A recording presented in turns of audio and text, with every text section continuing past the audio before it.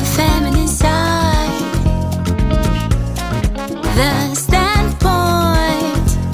Still listen to the feminine side.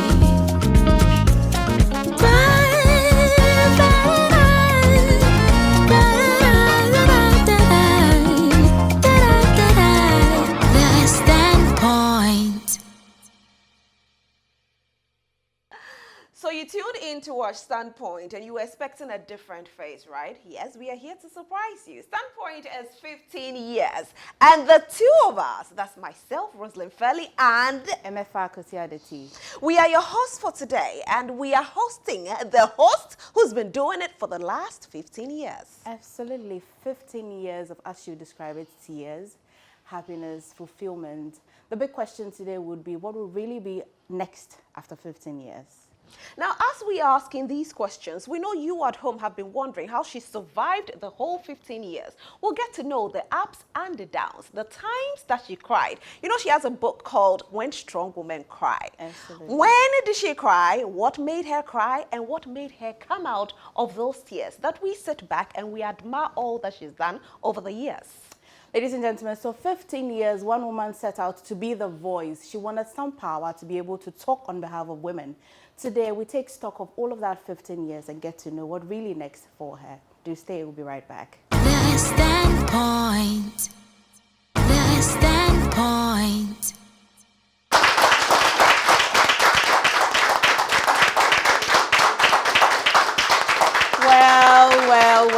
Well, ladies and gentlemen, welcome. And of course, you're watching the Standpoint 15 years anniversary. I mean, of course, before we went on the break, we were all shocked because you're looking for your regular host, right? So she's doing so much. This is why some of us are here, to make sure that the 15 years anniversary is worth celebrating. Now, before we went on the break, we told you that we're taking stock 15 years. The woman that has been through all of it, through the tears, the happiness, been looking and searching for that voice, for the woman that needs a voice to speak. Today we ask her one question. Has she found the voice? Is she still looking for the voice? And will she really get there? So once again, welcome to the 15th anniversary of the Standpoint. And let's say a big thank you. And of course, I'm here with Rosalind. I know. Rosalind with me. Let's say thank you to Venom Mineral Water and Bigo Drinks.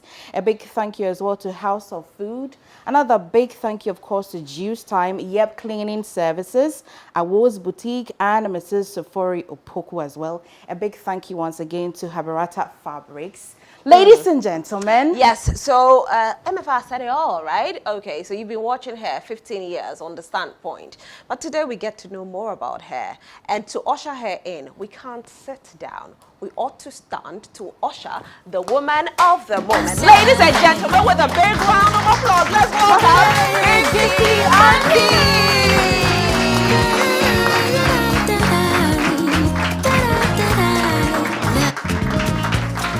The standpoint.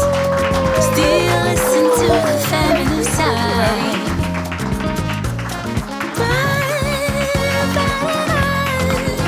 Did I say The standpoint. Listen to the feminine side. Ladies and gentlemen, she even knows how to do it better. Thank you. Still listen to the feminine side. Thank you so much. So how are you feeling? So I remember when, you know, Hillary told me and said, I want you to be a part of this. I was like, oh my God. I think I didn't sleep for like 2 days. Because I was surprised. I was like, you know, this seat has been occupied for the past 15 years. She's been doing this. I've always dreamt of it. Because I've watched her countless times. I remember when it all started. And it was a woman thing, woman empowerment, advocating for the less privileged woman out there. Even the strong woman who thinks she's strong to the world, but yet it's broken. She was here for us. And she's been doing this. Oh my goodness. I'm about to say the 15 years again, because 15, I don't know how you've done it, but the first thing I'll say is you're looking beautiful. Thank you so much. So my outfit is by Bire Dua, the Bire Dua. The fabric is Habarata, tie and dye, silk. And then, of course, my beads and earrings, always Twinny Crafts. Makeup by J. Claude Beauty. Yes. It's it really takes a whole village. Yes. It really takes a whole village. Congratulations. Thank you. Would Thank it be you okay so to much. call you mommy today? It's fine. Right, You know, that's my most loved title of it. The all. government's name we have given to you. Yes, yes, yes, yes. How are you feeling today? 15 years. Good. Emotions. I had a sleepless night. I was anxious and nervous. This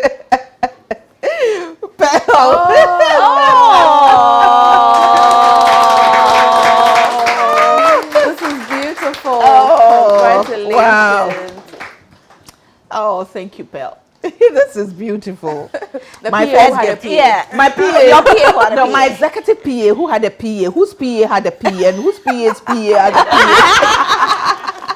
Thank you. Thank you so The much. story of 15 years cannot be told with people, without people like this. Thank you yeah. so much. I Thank can you. keep it for you. Thank you. Okay. Now, before we get to understand the journey of 15 years, it's only right that we'll go to the past, we'll come to the middle, and then we'll ask the big question. 15 years, and so what? And what So next? what? I like that. 15 years, and so what? And what next? Get to understand this woman very much. It looks like every time she goes to an interview or she sets out to do something, there's always some confusion. What's really the problem? Is it that people do not understand the objective that she hopes to achieve? Is it that we as a people really are not ready for the change that she's been seeking for the last 15 years? And thank God she's here. I'm not interviewing you, but it's been 15 years. Earlier we said we're going to take stock. Right. But we also asked the question really, what's next and so what? I like one question that I've been asking you over the years that I've been interviewing you, that when you set out to do the standpoint, did you ever at some point feel like giving up? Did you ever feel like, well, I want the feminine side to also be heard? Right. And if even the feminists, those who are the feminists are not understanding me, then what's the point? I'm enjoying my life and more. Have you ever felt like that? Oh, just about 3 days ago, I felt the same. I had a terrible meltdown. I sent a message to my coach, Catherine Engman, and I told her, I feel like giving up. I'm tired. You know, I'm just fed up. 15 years and what? What next? And I said, okay, calm down, woman. We'll have a session, you'll come. But even before we got to have the session, we had calls. I had calls from US, from Australia, somebody from Pakistan, you know, telling me about, you know, how I've impacted their lives, and I have no idea what I'm doing, and I should never think about giving up. Whatever people say about me, maybe they may not be, but I'm taking that. I'm like, God, well, what are you trying to say? You know, I even put it on my staff platform that I feel like giving up. It was that bad. Wow. I was tired because you feel like things you've been talking about past 15 years, people don't seem to get it. You are always being misquoted. You are struggling with sponsorship, you know, and people who have come on the show before and now in positions of authority who can support the program don't want to know. And you ask yourself, I remember one of my friends saying that, Gifty, if you were doing a business show by now, Charlie, the money you have. But then I reminded myself that the impact it's making. The next week, the program will be airing. Some of the ladies who've been on the program before, one was selling agblekaklo. Now she's doing her master's. Another was struggling to have a job. Now she's doing her MPhil. Now stories like that. Another one was a Kayayu. Now she's managing her own project. She's completed her engineering, you know, her master's in engineering or something. And that tells you that, okay, even if it's just one person, something positive is happening. You know, as you said, that question is a question that almost everybody asks. And you said just 3 days ago you wanted Just to give 3 up. days ago. I'm just wondering, what is it that made you feel like giving up? So what I just said, I was just trying to take stock. And I was looking at my immediate self. I was just telling myself, I can't even point to it all. Since I did a standpoint, I've bought a car. You know, I have this, I've built a house, or I bought a land from the profit from the standpoint. I can't say that. And my resources, personal resources, keeps going into the program. Money is from my speaking engagement, from my books. I always have to use this to support. Because sponsorship is tough. It's tough to come by. Who would have thought of Henry? Yeah. That who would have thought? It's tough because I believe that people have this perception that Gifty is out there to raise women to come and fight against men. And those who also get it and can actually support, I don't know what is happening. So that's why I'm grateful for those who come in every now and then. You know, currently we have Vena mineral water that I always tell people that the water they give us, if they don't give us, we would still have had to buy it with money. Right. So I appreciate it. We have Pepsodent and Geisha who are on now. I mean, from I think April, they've been on the show consistently, and I'm so grateful. It keeps it going because some get it. And some don't get, and some it gets to a point where they feel that some of the people who approach you, some of the institutions, some of the projects that approach you to give them a platform. And because we don't normally charge people unless you are promoting a particular agenda or a product or something that we charge you to come on. They feel like, oh, as for Gifty, she's for women, she'll do it for you.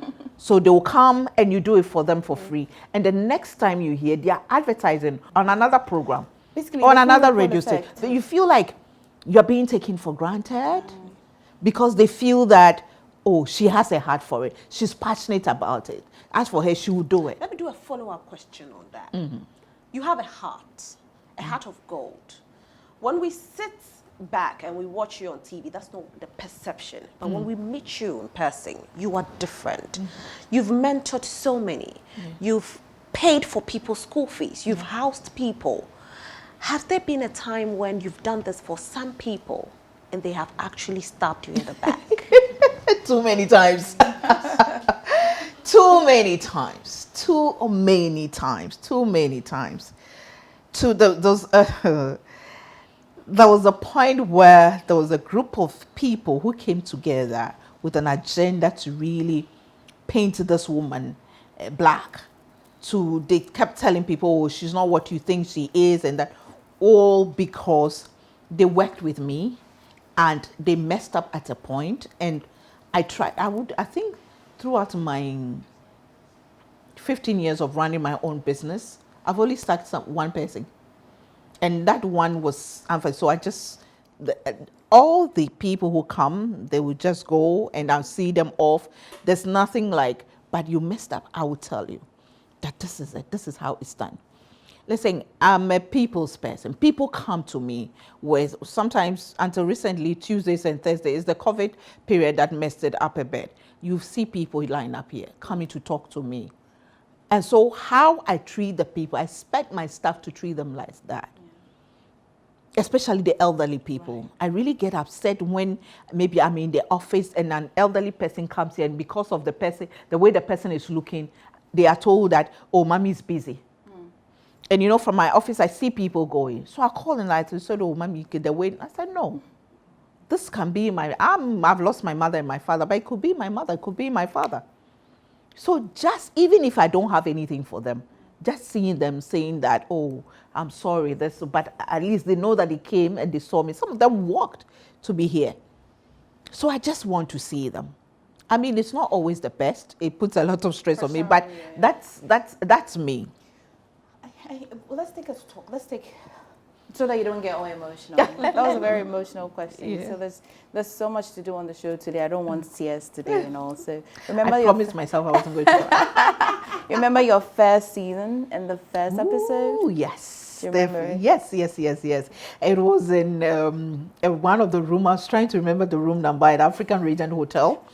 And first two episodes, we had the first two recording. It was with my professional godmother, Mrs. Leslie from Asari, presidential staffer now. She's called Hajia Humu.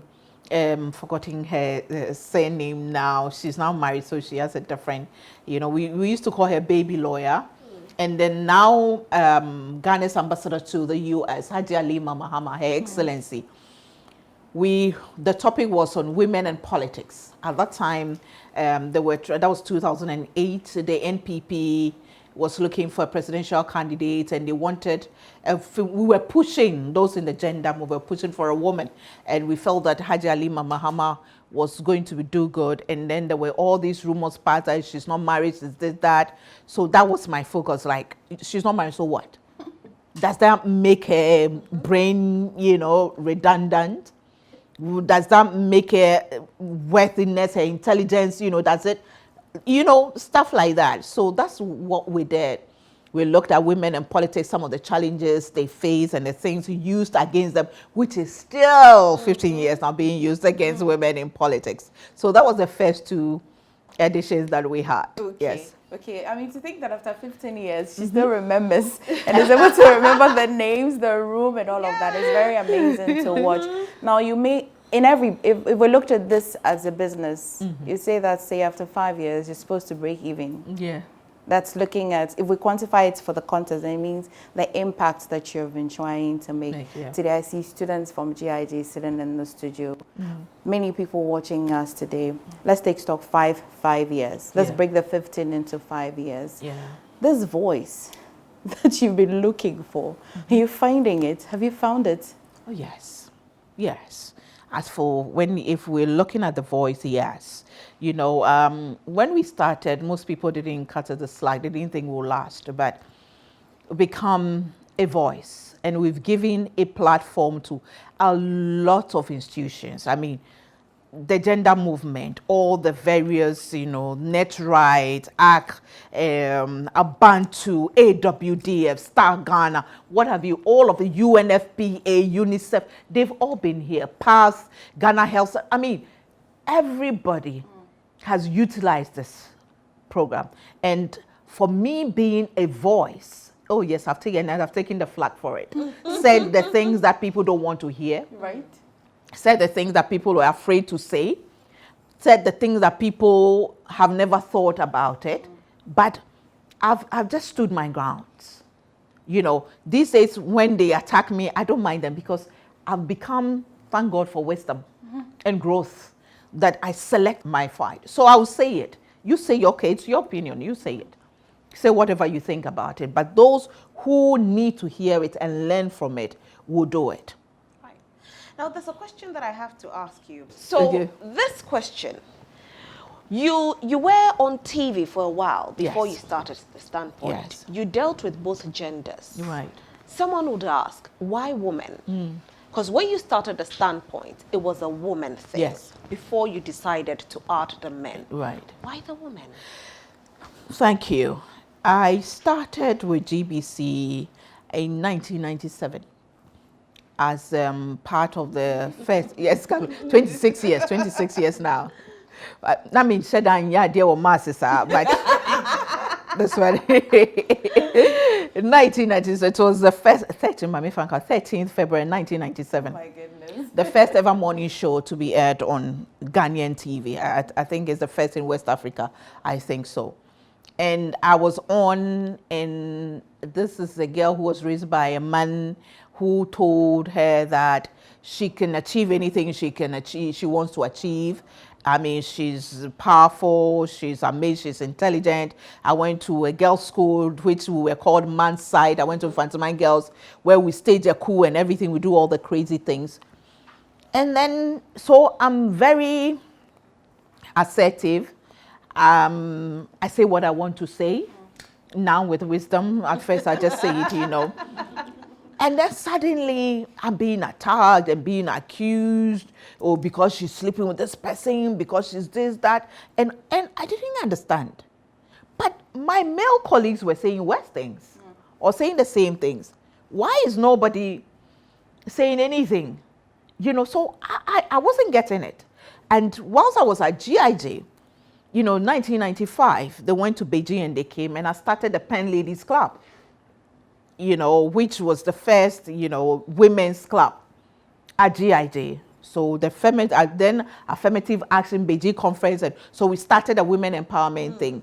So I got past. So I went. So I just decided, listen, let me do something that will let people know that women have a right to speak their mind. Right. You know, to voice out their concerns, you know, and they have brains. I remember now President Akufo-Addo, and then former President John Mahama, and then another person I've forgotten, and they were, I think President John Mahama was not part of it, but they were all lawyers. And they were, you know, that heckling thing. And I said, my learned friends, and they all ten looked at me and said, young lady, you are not learned.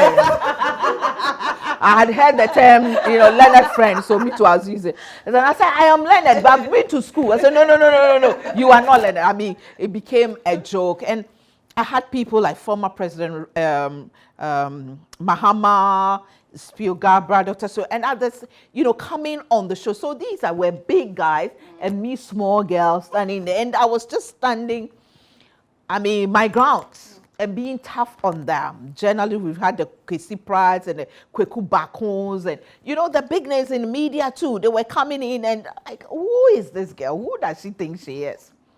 So I just wanted to prove that there are women who are even more knowledgeable than me, who are more assertive. And again, it wasn't the norm with GBC.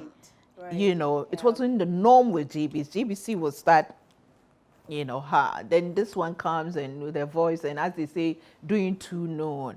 But I was having challenges because with the producers, getting women on it and all that. So when I went to do my master's, my journalism lecturer then, Christabel Kane, didn't want me to come. She wanted me to be a PA, and I said no. I wanted to. My dad died whilst I was doing my dissertation, my thesis. So she felt like there's nothing there for you. And I said, no, I want to go back. And she said, when you go back, I had shared with her, of course, my frustrations on getting women. So she said, when you go back, I want you to start something that will be a voice for the women, not just in Ghana, but in Africa. So I came back, I tried fresh from school. You know that thing, fresh from school, you come with energy, ideas and all that. They said, la, this one is not working here. I decided to start my own show to do it. So, I mean, we've heard a lot. More questions, yes. I know you at home, you are even itching to ask the questions. But don't worry, you can ask it at home. We will ask here and we'll get all the answers. Okay, so we would like to take a quick break. And then after the break, of course, there'll be more questions upon questions upon questions. So grab your glasses and take a seat. We'll be right back.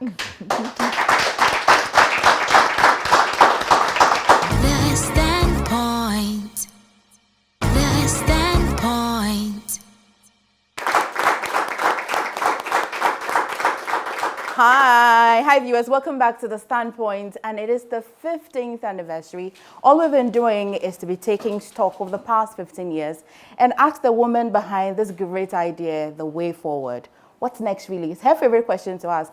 If you come and she's asking herself the question, it will fascinate you that, what next? And so what? So she knows the question to ask before you at home will start to judge it, you know. But let's say a big thank you to Verna Mineral Water and Bigger Drinks, and also to our supporters, House of Food, Juice Time, Yep Cleaning Services, Awards Boutique, and Mrs. Sofori, and also Habarata Fabrics. I'd allow Mom herself to say a big thank you to the other sponsors that I do not Yes, I'd have like yet. to say thank you to Geisha. Geisha says, Olastama, you know, longevity. I mean, and Geisha is the best, you go for it. And of course, Pepsodent, you know. Pepsodent says what? Your tooth. Oral health matters. It's very important. So please make sure Pepsodent. Every toothpaste is Pepsodent. I know. You know? I know. So that should tell you that that's the brand to go for. So thank you so much to them. Welcome back again, Mommy. So, just as we went on the break, then I was asking, after going through all the journey to want to, oh, look at that. Oh my goodness. Oh my goodness. Thank you. Oh no. You people make me cry. Oh. No way. No way. So on behalf of EMY Africa, we join you to celebrate the 15th anniversary of the Standpoint Show. Well done, and thank you for being an inspiration. Oh, thank you. Thank you. Oh, thank why? you. Like, Oh, this is wow. a personal thank you because it's cake. Thank you. welcome. Thank you. You're Okay. welcome. All right. Oh, So who's see. behind it? Kojo Sobo. I knew. Oh, that's so sweet. Thank you so You're much. welcome. Thank you You're so welcome. much. Thank You're you so welcome. much. Anyway, the nominations are out there. Yes. You know, The EMY. announcement You know, is on man of Sunday. the announcement will be on Sunday. Yeah, You're 16th, saying what? yeah. So you make sure that you vote for your man. I'm part of the faculty. See. You know, we don't have much say. It's up to you. So vote for the right man. Okay? Yes. Thank All right. you so You're much. welcome. You're Thank welcome. you. Thank you. Oh, wow. This is a surprise. Oh my God. Oh. Now, this is what 15 years means, that you're loved and thought about. This is so nice. And to think that it's the men who brought it to me. Yes. So this is actually going to launch me to my question. Wow, I know. What's there? I can't know. see. It's just the whole beauty of it. Oh, Look at that's that. nice. This is so cool. Oh, happy 15th standpoint. Let me turn it for you, okay? Yeah, it's nice. That's cool. Okay. It's really nice. Now, 15 years after school, you're back. You took the drastic change to want to start your own show, Yeah. and get to the core of your objective. Yeah. Are women listening? The women you're fighting for, are they listening? Yeah, Yeah. most of them are listening. Some are still not listening or are not getting it, but a lot of women are listening. Okay. I've seen a lot of, for me, basically my young ones. The young ones are listening. Here you are, you know, here you are, and you know that I'm a mother bear, you know, I really hawk, you know, looking around for my young ones. The young ones are listening. They're becoming more assertive. I remember one of the programs we did was with this young student leaders, which we'll do again, how they told me about people were just telling them, you want to be like Gifty Auntie, you won't get a man to marry, you won't do this, you won't do that. But yet they went for the position, the SRC position, the women's commissioner position, the financial secretary, whatever it is, they got involved with student politics. Right. And it's really exciting. A lot of women are listening. Of course, some too are not getting it. And it's all because of socialization. Some of them are afraid and they believe the things that are being said out there. If you become assertive, then you don't do that. If you become empowered, you won't get this. And it will take time. I don't think that I can get every woman to get it, even if I live up to 150 years. Right. But you are taking over. They are taking over. Rosalind is doing this. You have, you know, lots I see young women doing. These days, I don't have to talk much because the women doing in your own way. And I've come to understand that we all do things differently. Right. You are not the one out there fighting and everything, but there are a lot of young women looking at you and say, I want to be like MFR. Right. You know, she's a lady, she's calm, she's very professional, she's this. That is also part, that is your tool. Beautiful. Beautiful. Let's segment it so that we're able to tackle each group of women properly. Okay. Politics, religion, even the domestic women. In your years of doing this, which group or set of women would you say are difficult to deal with in terms of business? Women in religion. Yeah, right? Yeah, women in religion. You know, one of the topics I treated is abuse from the pulpit. And when you read my book, When Strong Women Cry, you know, I also talked about that. You know, women, a lot of women have been brainwashed using the Bible. Meanwhile, there are a lot of women, I tell people that as a woman of faith, my feminism, my empowerment tool and self-confidence comes from the Bible because there's so many of them. There are women in the Bible who were rich that you don't talk about, like the Lydias, like the priestless. Right. You know, people, we only talk about the Esther, the Hannah, the Mary Magdalene. Yes. But there are people in the women in the Bible who did great things. They used their resources. Some used their beauty. I tell people that even Jezebel. Yes. Yeah. Jezebel was so strong that she could get anything she wanted. Yes. As Christians will say that she used it wrongly, but she did have the power. Until you would say that if a genie just showed up here, walked through this door, and said that here's how many $1 billion are you looking for? Here you have it. You will start the change from women in religion? Straight up. That's why you change. Straight up. I'll start there to let them understand that God created us in his own image. Right. So, knowing this, your life personally, surely everybody knows Gifty Auntie, the years before, then and now. Have you made mistakes? Plenty. Made so many mistakes. You know, I look back and I just tell sometimes, I don't want to say regret, but I do regret some of them. But thank God for wisdom. I've learned to use those mess to be my message. Right. So I'll tell you that I did this, I did that, and I think I got it wrong. I don't want you to do the same. Think about it. I believe people need to make their own mistakes, but there are certain mistakes that are avoidable. Right. Because you've seen somebody make that mistake. You've seen somebody make that. Up to today, there are women who say that, you know, no, I don't want to go through CS because CS, once the knife touches you, this, that. From day one, I knew I was going to be CS because of my age. Yeah. And my baby too was breech throughout, and I went through CS.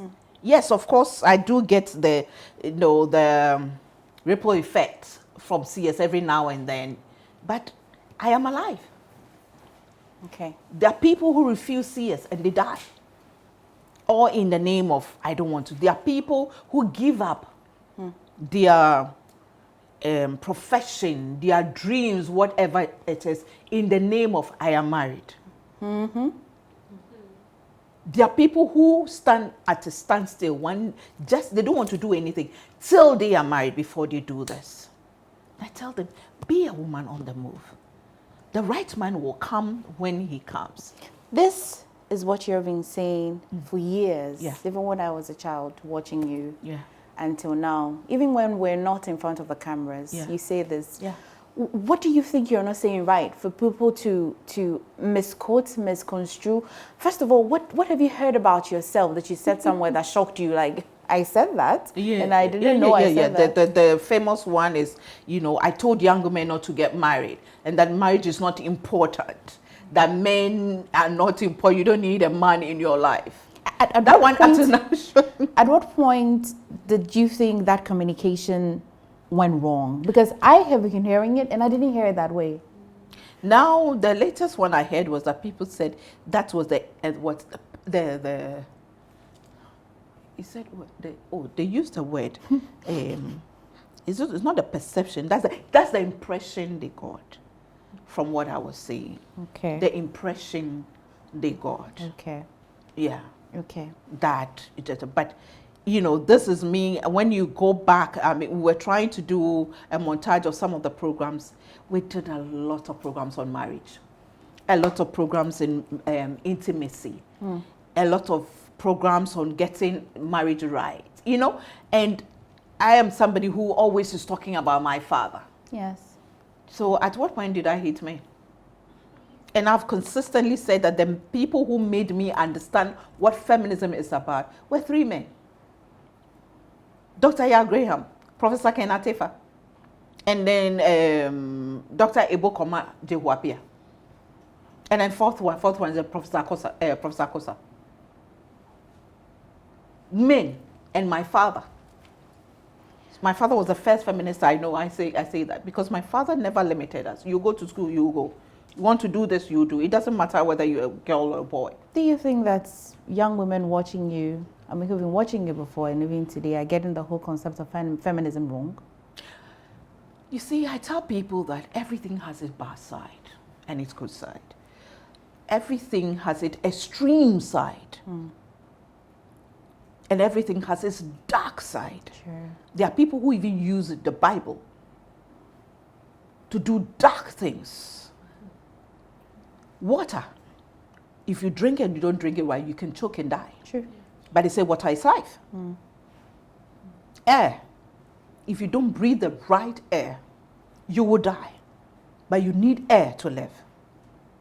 So yes, there are extremes. There are people who take it to extreme. There are people who misconstrue this whole thing, feminism. they feel that this is how their own understanding of it. But feminism is not a bad thing at all. Women empowerment, a man who gets a woman who is empowered to marry, empowered the right way, has the best asset. My final question will be your personal life and this journey of Standpoint. Do you think that your personal life has affected the program in itself, the objective in itself, and will it continue to affect it in any way? And how long are we going after the program 15? itself has, the program has rather affected You. my Right. life and my perception of life, both positively and negatively. Right. Because sometimes that, you know, I hear the stories on the program and I get traumatized and I get scared. I have sleepless nights. I become possessive and, you know, obsessed with people around me, things around me, and I become this, I don't know who to trust. And I get so, thank God, so I see counselors. I speak to psychologists. I speak to people to also offload. Now I have a coach who takes me through the process, who say that, listen, okay, at this point, you know, you are not going to treat this topic for some time. You hold on. Let's go here before you go here, because I'm a human being. Right. I have a heart. I am passionate about what I do. So when I sit here every time and hear about children being raped, being, you know, abused, being, you know, and I see children walking around me and they are not, you know, realized, then I say, okay, what is happening to this girl? What is happening to this one? You know? And people may hear about women being abused and, you know, being, suffering domestic Violence, abuse. and then abuse, and suddenly I see my friends and I jump immediately. Maybe sometimes where they don't really want me in there, but I'm in there. You know, so sometimes I need to say, okay, just be there for her. Yeah. Just be there for her. If she wants to talk, she will talk. Okay. But check up on her consistently. Okay. Don't force yourself into her life. Okay. Yeah. Okay. The Standpoint is bringing some shaping and clarity to your personal life. Absolutely. I absolutely enjoy talking to Henry Gifty Auntie. Always a pleasure. Always picking nuggets from her. I mean, she says a lot that she doesn't even know, and some of us keep learning from her. Thank you so much for talking to me. Thank you. We'll go for a breather. When we come back, she'd answer the question of 15 years of Standpoint. What really is happiness? And so what? And then what? We'll be back shortly.